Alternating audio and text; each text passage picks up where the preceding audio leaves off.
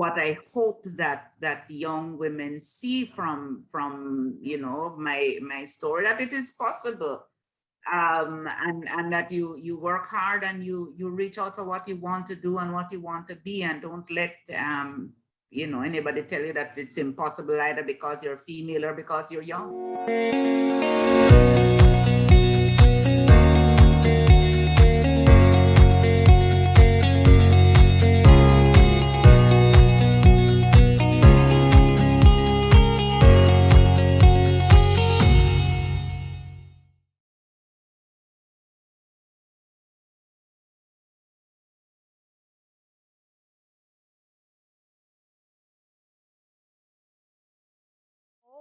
Again, welcome to another episode of Ladies Speaking. We are now at episode 7.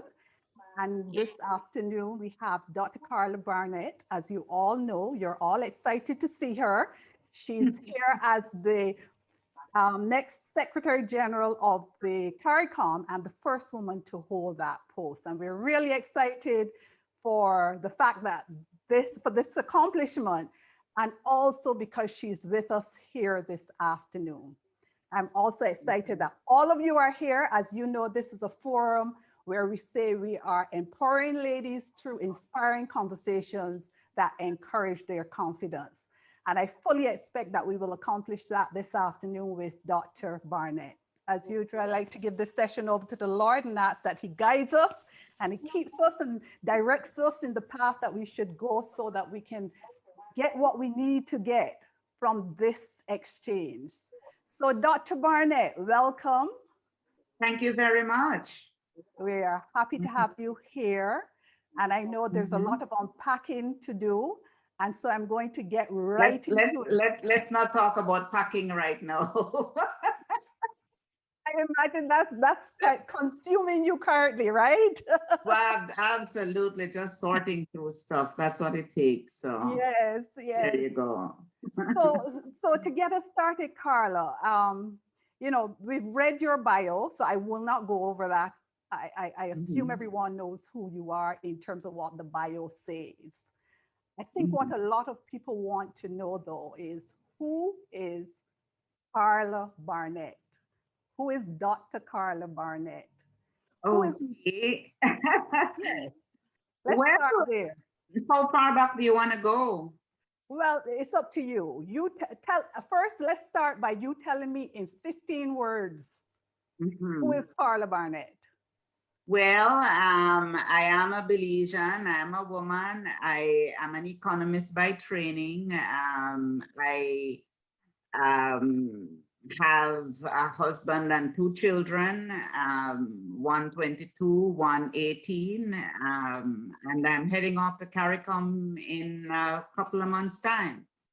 That's it in a nutshell. So tell us, since this big announcement came, what has been the greatest surprise to you? Not quite a surprise, I guess, but it's just a volume of good wishes. We've always, particularly in recent times, been hearing all the negative about where CARICOM is and where it needs to go and what hasn't been happening and that sort of stuff. And what's really been good for me and a positive surprise is the outpouring of support, of acceptance that it is something that's necessary to be done. Let's do it right, and people willing to participate in ensuring that we get it done right. And so that's really been good for me to hear from everybody who has reached out. There's really been a large reaching out to me from men and women. And the support from my sisters across the region has really been very, very heartwarming. Okay, so you mentioned the actual job to be done at CARICOM, and I did a bit of a reading, and I know that part of what has challenged CARICOM for a long time is the fact that getting things done. Right. It is not short of the intelligence, it's not short of the studies, it's not short on the contribution.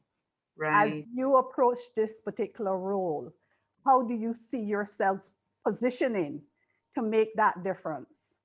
Well, one of the things that I've done as I set about wanting to do this was to find out what we've actually tried to do to sort out the decision process in terms of implementation. There's a lot of decisions that's been made over the years. There's been a lot of studies as to why we've not been implementing decisions, and so I've updated myself with all of that, and it's clear to me that we really do need to talk about operational processes. We really need to talk about how decisions are actually made, because oftentimes we make decisions in what I like to call exuberance and not necessarily think through the implementation process. And so there's a lot of that clarification that needs to happen. But I think we're at that stage in the community where people are really expecting that we're going to sort through those issues. So we have to do it systematically, and we have to make the changes that need to be made in terms of organization, in terms of resources and that sort of thing. So it's a huge challenge. I'm not at all underestimating it. But I think that the community is at that place where people generally accept that we have to work together and work together better. Yeah. You know? So I'm looking forward to that. So as you approach your job, what are the top 3 things that you have on your mind? So it is the operational processes for decision making, of course. Right, and that's really about the how of getting it done, and then there's what needs to get done, and I think one of the important things is that we have to reach out and bring in more groups of stakeholders in the community. We've not really gone beyond our private sector, interactions, the political. Obviously, the political decision-making process. We need to bring more young people in. We need to bring the women's groups in more effectively. So we need to bring the stakeholders in, and that means communicating more and reaching a wider audience, because not a lot of people actually know what happens at the level of CARICOM and particularly at the Secretariat. So that communication thing is an important part of what needs to be done. And it's important because if you're asking people to be part of a community, they want to know what the community stands for. They want to know what the community is doing. They want to know how they will feel the community where they are. And if they can't feel that, you can't expect people to feel that they're a part of anything. So for me, that's really important. So that's the second thing. The range of stakeholders and community communicating with them better. And then I think we have a lot of institutions in the region that are doing different things that are interrelated and sometimes overlapping. And so for me, working together better at the institutional level is also really very important. And so that's another thing that I've put very high up on my agenda, improving the way the institutions of the community relate, work together, because at the end of the day, it's the regional taxpayers that are paying for all of these various institutions. And so it is in all of our interests for us to work better together. So if we can get those things going, I think, we'll be making a good step forward. Yeah, that sounds good. So Carla, tell us what caused you to go after this job in the first place? What attracted you to it? Well, let me tell you, I've been there before. I've been involved in CARICOM matters. I was at CARICOM when we were doing the revised treaty of Chaguaramas, and I have a sense from being there of what the expectations were. And so I am part of that audience that knows that we've not really reached what the expectations that were set would have expected us to reach. So there is that. And then in the last year with COVID and the economic impact and having to deal with that, in Belize, and then being a part of a regional group that was seeing how the regional, how the other countries in the region could seek to address the impact of COVID on health and on the economy and on people on the ground. That really was the start of my becoming, my coming to that point that, well, maybe this is where I need to go back to. Because there's a lot that needs to be done, and there's a lot that needs to be done with the region acting as one and speaking with one voice. The whole aspect of our various vulnerabilities, for example, whether it's climate change, whether it's the COVID now, we really need to be able to speak with one voice in the international community in order to be able to be listened to. That's the reality, because we're all very small states and nobody will pay us any mind as individual countries. So one of the important things that we have to do is to ensure that we can get on the same page on the really important things. Right. So you mentioned climate change, which is a great place to go. I know that UN has some sustainable development goals. I don't know to what extent CARICOM has embraced them to this point, but we know there are things like poverty alleviation, there's gender equality, etc., that are on that list. Right. Where do you see yourselves, furthering, well, advancing those things for the Caribbean nations as small island development states? Well, that's really very important. And all of our countries, as a part of the UN system, are working towards the implementation of the SDGs. And so, we're a part of that reporting process. We're a part of ensuring that it's in our planning at the national levels.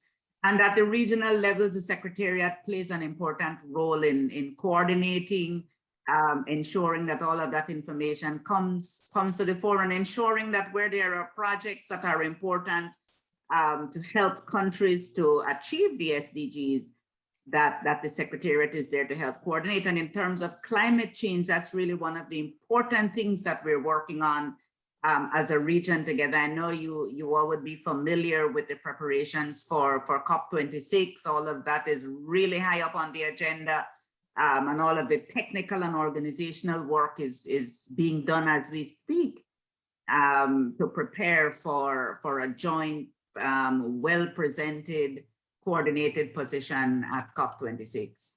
Great. So what excites you the most as you take on this new role? Well, that's an important big step that's coming up early, because that's before the end of this year. And there are a variety of other things that really are important to me. And I keep coming back to the young people, because we really do need to get our young people across the region invested in the regional integration process. Absolutely. And we've tried a few things. The CARICOM Ambassadors Program works to some extent, but we need to widen it beyond that. There are a few very interesting projects that I've begun to get briefings on that the Secretariat is involved in, and those need to be expanded and shared. There's an interesting one that took place, I think, about 2 weeks ago, where there's a coordinated program between schools in 2 different countries where they're trying to get the young people involved in learning about CARICOM. And so the teachers and the students together are working, and a teacher from one country teaching the students from another country, kind of thing. And so those kinds of experiences are important, but we need to build on them so that young people generally are much more invested in the integration process. So let's talk about yourself as a leader, Carla. How do you describe yourself, your leadership style? What has worked really well for you as a woman, and also as a leader, in spite of gender? Are the two so mingled that you cannot separate them? Well, it's hard to separate them, because when you talk about leader, you don't say a man leader, you say a leader or a woman leader, and or you don't say a male leader you would say a leader or a female leader. And Yes. so, you know, we have to be careful about buying into that kind of approach. I see myself, I think primarily as an inclusive leader.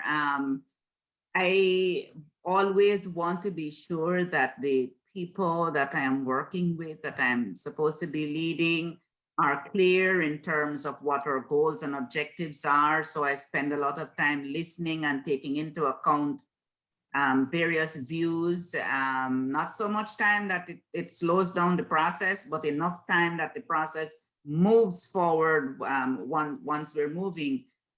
Because one of the things that slows down implementation is when people are not aware early of what expectations are, and then along the way you have to stop various times to explain why you're trying to do things.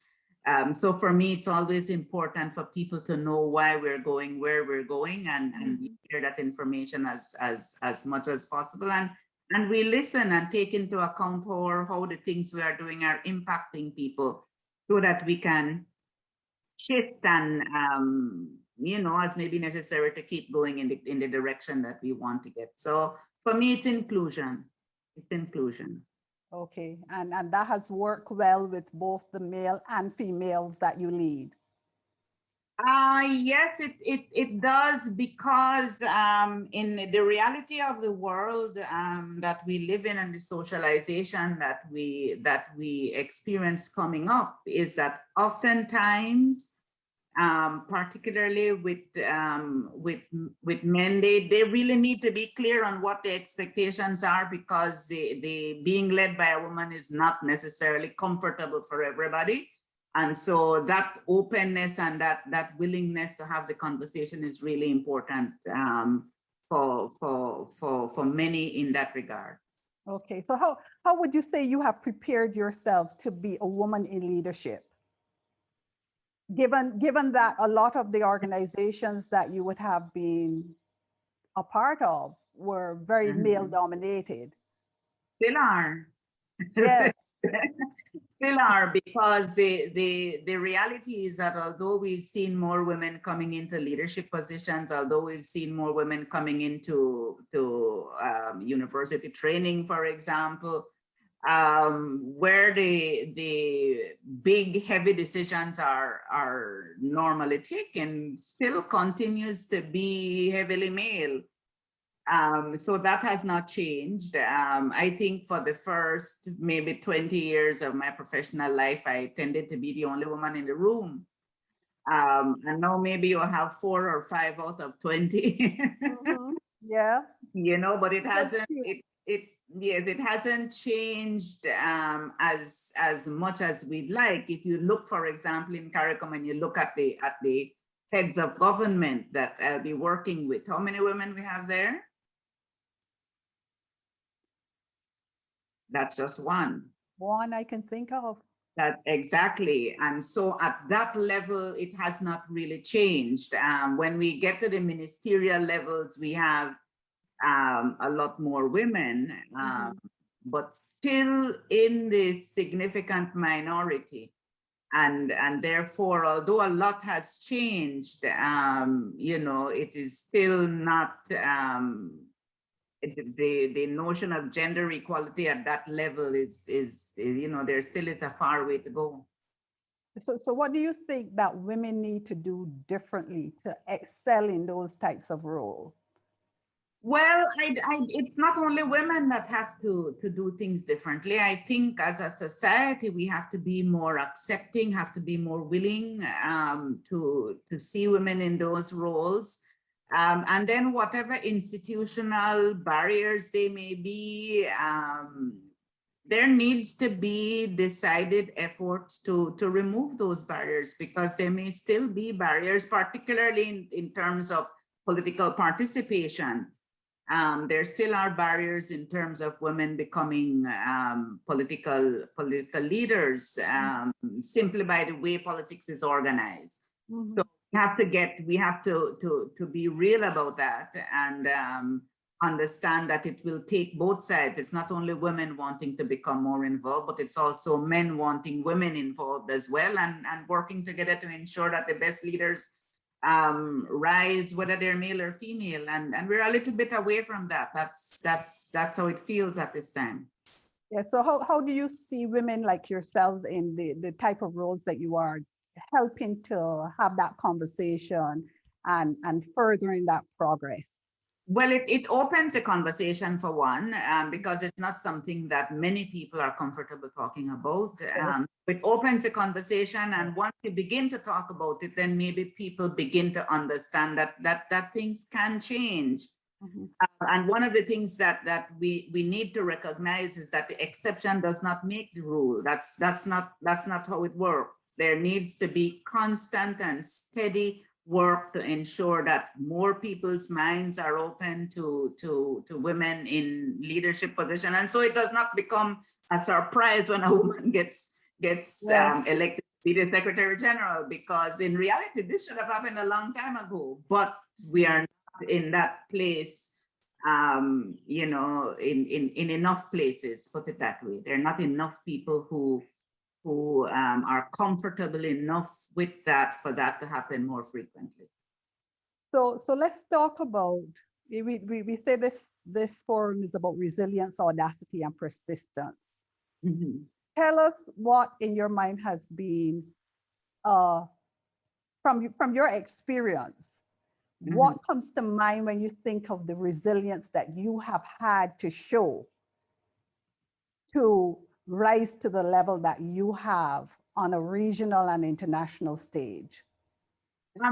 Persistence and consistency. I think there's a little phrase, and she persisted, you know, that she persisted thing. Yes. That's Yes. And when you and I were talking the other day, and we talked about persistence is not necessarily knocking your head against the wall and expecting it to break down. It's about ensuring first that you prepare yourself for what you need to do. And when the fights come at you, it's not every fight. You have to learn to pick your fights carefully. And that's true in whatever job you're doing. And then, you know, sticking with it and knowing inside yourself what it is you want and continuing to go after it, even if you have to back off sometimes and you know, going after it at a later time. Sometimes that's what it takes as well. Yeah. So what about your audacity? When you think in terms of an experience where you had to be audacious as you face the challenges in your leadership capacity? Well, let me tell you, I think when I went to be Deputy Secretary General, which was like, what, 20 years or so ago, there was a certain audaciousness about doing that, not only because I was female, but I was really quite young. I was in my 30s. And that raised a lot of eyebrows, because of being female and because of being relatively young. And I just decided that was not going to bother me. I was going to do the job that needed to be done. And that's what I set about doing. And so we began to do work to strengthen and reorganize the Secretariat, because I was in charge of sort of the corporate areas of the Secretariat. And really, I just did what needed to be done. And I did not hang up on you know, any of the issues that would have arisen, because people, you know, felt that, well, you know, that's a sort of young girl going to do big people work. I'm just about to do my work. So what is it about your upbringing that would have caused you to have been so audacious to think that a 30-something-year-old woman, young woman from Belize, no less, should go down to Guyana? an interface at that level. I mean, Well, I don't I guess I come from a background where I my parents always encouraged me to reach out and do what I felt I could do, and I did take my time to ensure that I was as academically prepared as I could be. So I went to school and I read widely, and I really deeply believed in the integration, um, the integration process. And so for me, it's knowing that I am capable, and that I have prepared myself. And that is sort of what I learned growing up, that you need to prepare yourself and to figure out what you're good at doing, what you're capable of. And so that's sort of what I brought to it, no? right, right. So if you were to look back at 30-something-year-old Carla, and with the experience you've had since then, what would you have told her as she took on that role? Well, audacity, absolutely, I was audacious, but I would not have told her to take her time either, that it was the right decision at the time. And if I could have done it, other young women can do it too. And I think that's part of what I hope that young women see from my story, that it is possible, and that you work hard and you reach out for what you want to do and what you want to be, and don't let anybody tell you that it's impossible, either because you're female or because you're young. Yeah. So let's talk about young Carla. Mm-hmm. What do you remember about young Carla growing up in Belize? Her hopes, her aspirations. Well, I don't know. Somebody reminded me, one of my classmates reminded me recently that when I was in high school, I had run for student council president, and that when they listened to me give that speech, there was a speech apparently that my classmate still remembers. I don't remember the speech, but It had an impact. but she did. And so she was telling me that from she heard that speech at that time, she knew that I intended to do things. And in a way, I suspect she's right, because I knew that when I was in high school, that I wanted to go as far as I could go in whatever field I decided that I wanted to be. I knew that I did not want to do sciences. Like my mom had it in her mind that she wanted me to do medicine, and I did not like the all that goes along with being a medical doctor. Mhm. But whatever I decided to do, I knew that I wanted to go as far as I could. So that's what I set out to do. And I knew that from very young. That's what I remember about, focusing myself and working hard at every phase of what I was doing. What has been the hardest thing that you have ever had to do as you have moved up the ladder? In my professional life, Yeah. um, uh, I don't know. I've never really thought about it too much. I know that when I was doing my graduate studies at UWI, when I'd gone back and I was a part of the consortium graduate school, and we were working very hard to do all kinds of interesting things. And before I finished doing my PhD thesis, I decided to go to work. And so when I was leaving, my thesis supervisor said to me, you really ought not to, because many people leave to go to work, and then they never ever finish their PhD thesis. And I said, then no, I'm going to finish mine, because that's the objective of why I'm here. But I also have to start to earn my living, so I have to go to work. Right. So and so I went off to work. I applied for a job at the Caribbean Development Bank, and I got employed. And so for the years that the 2 years that I worked there were also the 2 years that I finished my PhD thesis. And that meant I had absolutely no social life. It meant that I was absolutely consumed with either work or studies. And, it sort of came to an end at some point. But doing it, I knew it was tough, but I didn't think about it as being something unusually hard until I tell people, well, that's what I did. And people say, really? How? Well, I finished my thesis on time.